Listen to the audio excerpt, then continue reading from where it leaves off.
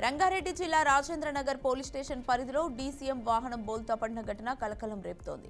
శంషాబాద్ నుంచి గుడిమల్కాపూర్కు టమాటాల్లో లోడ్ను వెళ్తున్న వాహనం ఒక్కసారిగా అదుపు తప్పి రోడ్డుపై ఉన్న పిల్లర్ను ఢీకొని బోల్తా పడింది. ఈ ప్రమాదంలో డ్రైవర్కు స్వల్ప గాయాలు అయినప్పటికీ ప్రాణాపాయం తప్పిందన్నారు.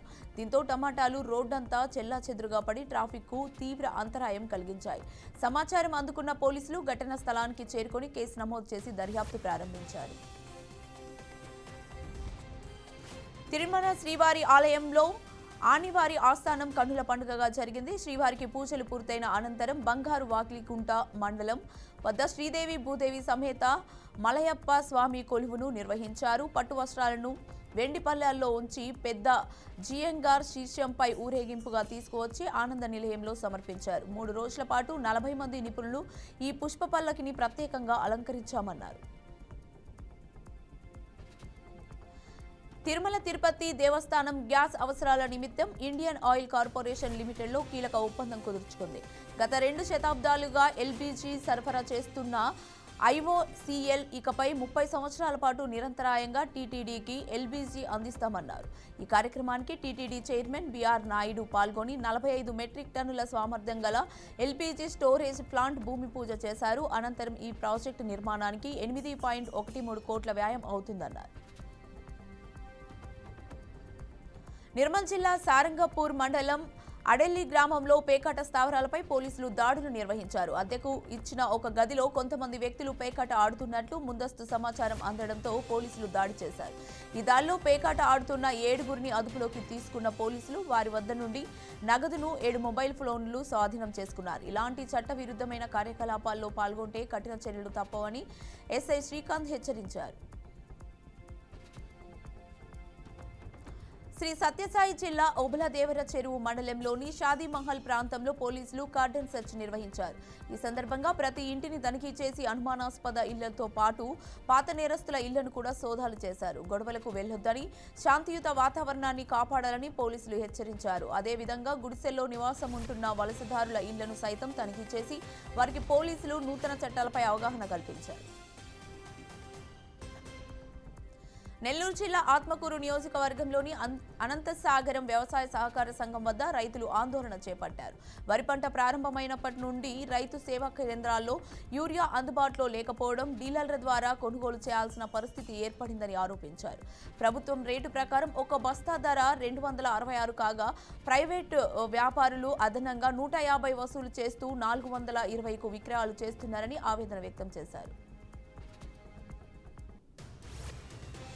సిద్దిపేట జిల్లా తొగుట మండలం పెద్దమాసంపల్లి గ్రామంలో మద్యం మహమ్మారిని అరికట్టేందుకు మహిళలు కదం తొక్కారు. గ్రామంలో డప్పు చాటింపు చేస్తూ ర్యాలీగా తిరుగుతూ బెల్ట్ షాపులు మూసివేయాలంటూ ప్రభుత్వానికి విజ్ఞప్తి చేశారు. గ్రామంలోని బెల్ట్ షాపులలో మద్యం అమ్మకాలు బహిరంగానే జరుగుతున్నాయని ఆరోపించారు. దీంతో యువతులు ముందుకు బానిసలై జీవితం నాశనం చేసుకుంటున్నారని ఆవేదన వ్యక్తం చేశారు.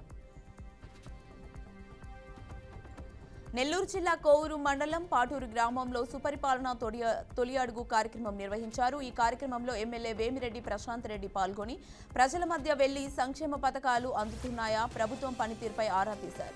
గత ఎన్నికల్లో ఇచ్చిన హామీలో 80% పూర్తయ్యాయని తెలిపారు. వైసీపీ ప్రభుత్వంలో అస్తవ్యస్తంగా మారిన రాష్ట్రాన్ని చంద్రబాబు నాయుడు గాడిలో పెట్టి ముందుకు నడిపిస్తున్నారని ఆమె అన్నారు. తిరుమల శ్రీవారి దర్శనానికి సినీ నిర్మాత డివివి దానయ్య వెళ్లి పూజలు నిర్వహించారు. త్వరలో విడుదల కానున్న తన 2 సినిమాలను శ్రీవారి ఆశీర్వాదాలు కోరారు. పవన్ కళ్యాణ్ హీరోగా నటించిన హరిహర వీరమల్లు సినిమా సెప్టెంబర్ 24వ తేదీకి ముందుకు రానుందన్నారు. డివివి దానయ్య సినిమా విజయవంతం కావాలని శ్రీవారిని పూజించి ప్రార్థించారు. అలాగే సెప్టెంబర్ 25న విడుదలయ్యే ఓజీ సినిమా కూడా భారీ విజయం సాధించాలని ఆకాంక్షించారు. బాపట్ల జిల్లా చీరాల నియోజకవర్గంలోని చెల్లారెడ్డిపాలెంలో సుపరిపాలనలో తొలి అడుగు కార్యక్రమాన్ని ప్రతిష్టాత్మకంగా నిర్వహించారు. ఈ కార్యక్రమంలో మంత్రి కొలుసు పార్థసారథి, ఎంపీ తేనేటి కృష్ణప్రసాద్, ఎమ్మెల్యే కొండయ్య పాల్గొన్నారు. కూటమి ప్రభుత్వ సంక్షేమ పథకాల వివరాలు ఇంటింటికి వెళ్లి ప్రజలకు అందజేశారు. అనంతరం గ్రామస్తులు ప్రజాప్రతినిధులను గజమాలతో ఉత్సాహంగా స్వాగతించారు. సంగారెడ్డి జిల్లా బొల్లారంలో అక్రమంగా కబ్జాకు గురైన క్రీడా స్థలాన్ని కోర్టు ఉత్తర్వుల ప్రకారం జిల్లా క్రీడా శాఖ అధికారులు స్వాధీనం చేసుకున్నారు.